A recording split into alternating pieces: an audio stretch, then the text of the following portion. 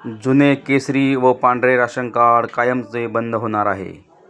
नवीन ration card 2 मिनिटांमध्ये आपल्या मोबाईलमधून डाउनलोड करायचं आहे. तर हा व्हिडिओ तुमच्यासाठी महत्त्वाचा आहे.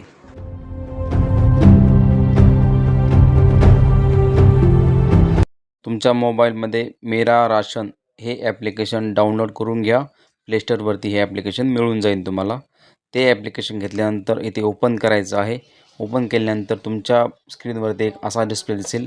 यामध्ये बेनिफिशरी यूजर आणि डिपार्टमेंट यूजर, आपल्याला बेनिफिशरी यूजर यामध्ये जायचं आहे आणि तुमचा इथे आधार नंबर टाकायचा आहे. ज्या व्यक्तीचे नाव राशन कार्डमध्ये आहे त्यातल्या कुठल्याही एका व्यक्तीचं इथे आधार कार्ड टाका.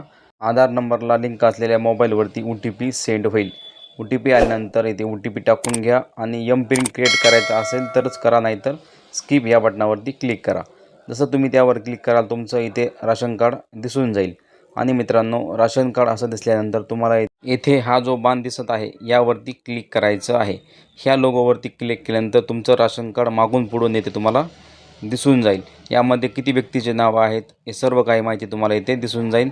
आणि मित्रांनो, हे राशन कार्ड तुमच्या मोबाईलमध्ये सुद्धा PDF स्वरूपात सेव्ह झालेलं असेल. अशा प्रकारे तुम्ही 2 मिनिटांमध्ये तुमचं राशन कार्ड डाउनलोड करून घेऊ शकता. मित्रांनो, व्हिडिओ आवडले असल्यास व्हिडिओ लाईक करून घ्या. अशा नवीन माहितींसाठी धन्यवाद.